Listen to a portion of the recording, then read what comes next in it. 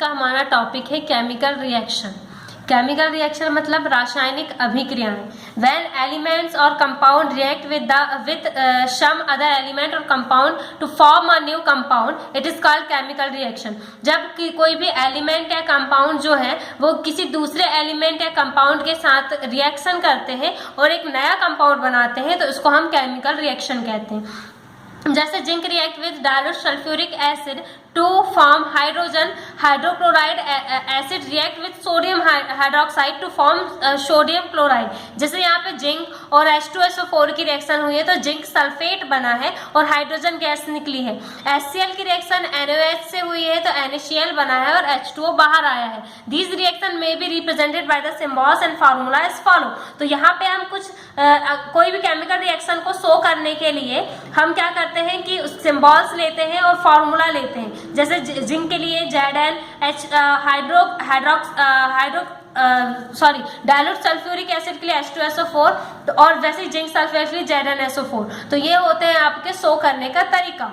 This The association of a substance on heating or its hydrolysis on adding it to water are called chemical reaction। तो जब भी हम क्या करते हैं कि किसी भी सब्सटेंस को गर्म करते हैं, उसका अपघटन करते हैं या उसमें वाटर को ऐड करते हैं तो इसको हम केमिकल रिएक्शन कहते हैं। ठीक है, अब है केमिकल इक्वेशन। ये है केमिकल रिएक्शन, रासायनिक अभिक्रियाएं। केमिकल इक्वेशन यानी रासायनिक समीकरण। अ केमिकल रिएक्शन में be represented by symbols and chemical formula. जो हमने ऊपर केमिकल रिएक्शन पढ़ी, हम उसको किससे उसको रिप्रेजेंट करने के लिए हम सिंबल और केमिकल फॉर्मूला का यूज करते हैं। In this representation reactants are written on the left and product on the right with arrow placed between the reactants and the product. हम इसमें जो रिएक्टेंट है या जिनको मिला के हम प्रोडक्ट बनाना चाहते हैं उन रिएक्टेंट को लेफ्ट हैंड साइड पे लिखते हैं और प्रोडक्ट को एरो के राइट हैंड साइड पे, जैसे यहाँ लिखा हुआ है ये रिएक्टेंट है, ये एरो और ये प्रोडक्ट है। ठीक है, तो लिखते हैं the arrow points towards products और यहाँ पे जो एरो होता है वो प्रोडक्ट की ओर इशारा करता है। The above mention representation exhibiting the group of reactants and product. और यहाँ पे हम क्या करते हैं कि रिएक्टेंट और प्रोडक्ट के ग्रुप को शो करते हैं। It is called chemical equation. और इस तरीके से जो हम इक्वेशन को लिखते हैं या बनाते हैं उसको हम केमिकल इक्वेशन कहते हैं। Method for writing with a chemical equation, हम कैसे इक्वेशन लिख सकते हैं इसकी मेथड है reactant taking part in a chemical reaction are written on the left hand side and plus sign is written between them. हम जो रिएक्टेंट यूज करते हैं केमिकल रिएक्शन में उसको हम एरो के लेफ्ट हैंड साइड पे लिखते हैं और अगर एक से ज्यादा रिएक्टेंट यूज हो तो उनको आपस में प्लस से शो करते हैं। फिर a product form in a chemical reaction are written on the right hand side, sign in written between them। और यहाँ पे जब हम प्रोडक्ट बनाते हैं तो उसको एरो के राइट हैंड साइड पे लिखते हैं और अगर एक से ज्यादा प्रोडक्ट हो तो उसको प्लस से शो करते हैं।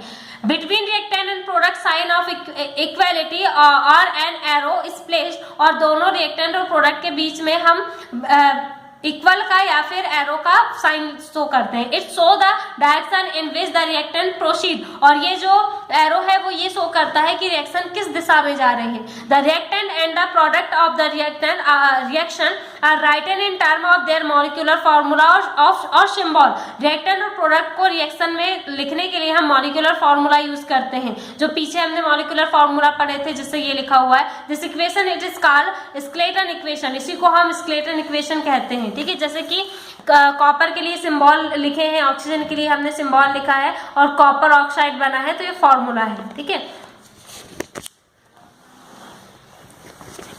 अब नेक्स्ट है balancing of a chemical reaction. Chemical reaction जब हम लिखते हैं तो उसको हमको हर एटम या मॉलिक्यूल को बैलेंस करना होता है। तो हम कैसे कर सकते हैं? According to Dalton theory atom are neither created not destroyed during chemical changes. Dalton की थ्योरी के अकॉर्डिंग एटम को ना तो हम बना सकते हैं और ना ही इसको खत्म किया जा सकता है किसी भी केमिकल चेंज के दौरान। Therefore the number of atoms of reactants and product in a chemical reaction must be equal. इसीलिए किसी भी केमिकल रिएक्शन में जो एटम के और या रिएक्टेंट के जो नंबर होते हैं वो प्रोडक्ट के बराबर होते हैं। Hence the reaction should be balanced on both side of arrow. इसलिए हम केमिकल रिएक्शन को बैलेंस करने के लिए एरो का यूज करते हैं। ठीक है, the method are is use for the balancing of chemical equation. Chemical equation को बैलेंस करने के लिए दो मेथड यूज होती है, हिट एंड ट्रायल मेथड और दूसरी है partial equation method. Hit and trial method क्या है? Atoms of different element are balance first on both side of the equation. इसमें सबसे पहले हम दोनों साइड में, लेफ्ट और राइट दोनों साइड में एलिमेंट को के जो एटम होते हैं उनको बैलेंस करते हैं। If diatomic gases such as oxygen, nitrogen, hydrogen etc are formed in the reaction then they are written first in atomic form. अगर गैस जैसे कोई नाइट्रोजन, ऑक्सीजन या हाइड्रोजन बन रही है तो इसको सबसे पहले हम एटॉमिक फॉर्म में लिखते हैं। Such an equation is called the atomic equation, और इसको हम एटॉमिक इक्वेशन कहते हैं। Atomic equation is multiplied by 2 to get molecular equation. और अगर एटॉमिक इक्वेशन को हमको मॉलिक्यूलर इक्वेशन बनाना है तो हम उसको 2 से मल्टीप्लाई करते हैं, ठीक है। जैसे कि अगर हम पोटेशियम क्लोराइड को गर्म कर रहे हैं तो पोटेशियम क्लोराइड एंड ऑक्सीजन जो है वो बन रहा है, तो ये आपकी रिएक्शन दी है KClO3 KCl plus oxygen on the balancing oxygen atom. लेकिन यहाँ पे बनने वाला ऑक्सीजन एक ही है प्रोडक्ट, जबकि हमने रिएक्टेंट में 3 ऑक्सीजन लिए हैं, तो अब इसको हमको बैलेंस करना पड़ेगा। तो बैलेंस करने के लिए हमने ऑक्सीजन के सामने 3 लगा दिया, तो ये आपका एटॉमिक इक्वेशन कहलाती है, ठीक है। तो ये आपकी 3 ऑक्सीजन जो है वो बैलेंस हो गए। अगर अब हम इसको मॉलिक्यूलर इक्वेशन बनाना है तो हम पूरी इक्वेशन में 2 का मल्टीप्लाई करते हैं, तो 2 का मल्टीप्लाई करने पे मॉलिक्यूलर इक्वेशन बन गई। जितने एटम्स या मॉलिक्यूल यहाँ होंगे उतने ही आपके प्रोडक्ट में होने चाहिए। नेक्स्ट है पार्शियल इक्वेशन मेथड, आंशिक समीकरण विधि। In general complicated equation are difficult to balance by hit and trial method. अधिकतर जो कठिन इक्वेशन होती है उनको हिट और ट्रायल मेथड से बैलेंस करना कठिन होता है। Such equation can be balanced by partial equation method, इसलिए हम इसको पार्शियल इक्वेशन मेथड से बैलेंस करते हैं। It is presume that complicated equation can be written in 2 or more than 2 step। हमने ये देखा गया है कि जो टफ इक्वेशन होती है उसको हम एक या एक से ज्यादा स्टेप में लिखते हैं। by this method for every steps separate equations are written and these equation are balanced। और इस मेथड में हम हर एक इक्वेशन को अलग अलग लिखते हैं और अलग अलग स्टेप में इसको बैलेंस करते हैं। If required partial equation is multiply by whole number, और अगर जरूरत पड़े तो हम पूरी इक्वेशन को एक होल नंबर से मल्टीप्लाई करते हैं। All the partial equation are then added in such a manner that intermediate product which are not usually formed cancel out। और इस इक्वेशन में हम क्या करते हैं, अगर कोई भी इंटरमीडिएट प्रोडक्ट यानी कि मध्यकालीन उत्पाद बनता है तो उसको हम हटा भी सकते हैं, ठीक है। अब नेक्स्ट है आपका advantage of chemical equation. Chemical equation के क्या क्या लाभ है, तो knowledge about reactant and product. Chemical equation को देख करके हम किसी भी रिएक्टेंट और प्रोडक्ट का नॉलेज बता सकते हैं। Number of molecular of reactant and product can be know. हम किसी भी केमिकल रिएक्शन में पार्टिसिपेट करने वाले मॉलिक्यूल और रिएक्टेंट के नंबर बता सकते हैं। If the atomic masses of element are known stoichiometric calculation can be made. हम क्या कर सकते हैं, किसी भी अभिकारक के कितना द्रव्यमान है उसको हम कैलकुलेट कर सकते हैं।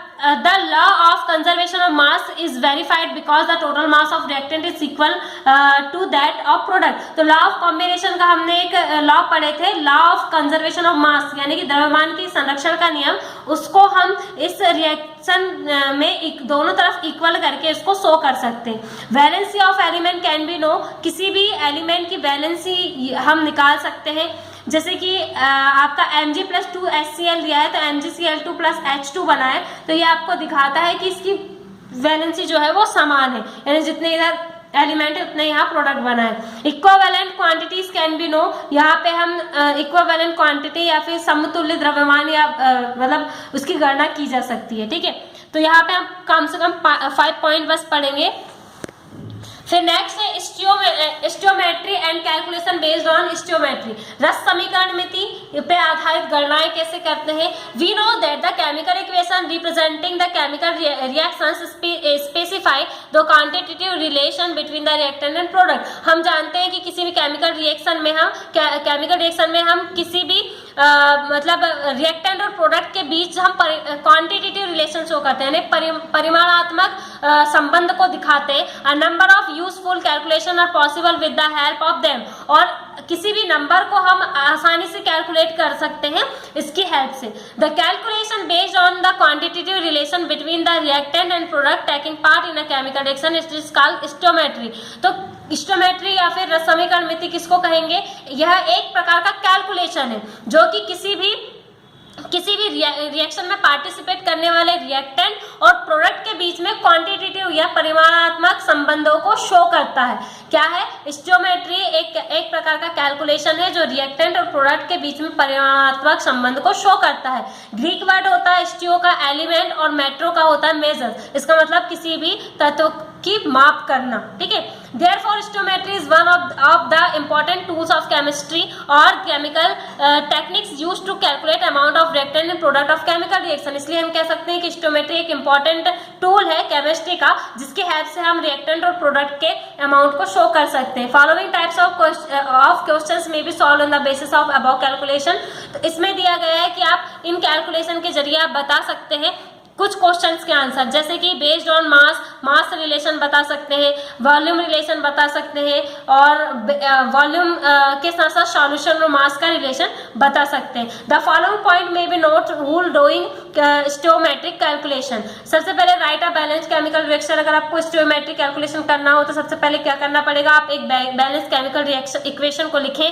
Choose the symbol formula of given substance and the substance to be determined.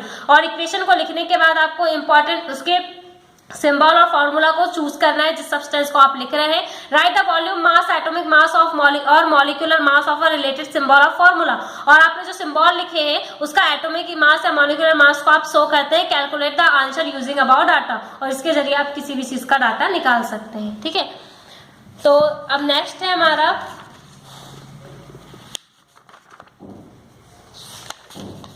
अब हमको यहाँ पे सीधे पढ़ना है डिफरेंट यूनिट ऑफ कंजर्वेशन या कंसंट्रेशन। सांद्रता, विलयन के सांद्रता के अलग अलग यूनिट्स पढ़नी है, तो इसको हम नेक्स्ट क्लास में पढ़ेंगे।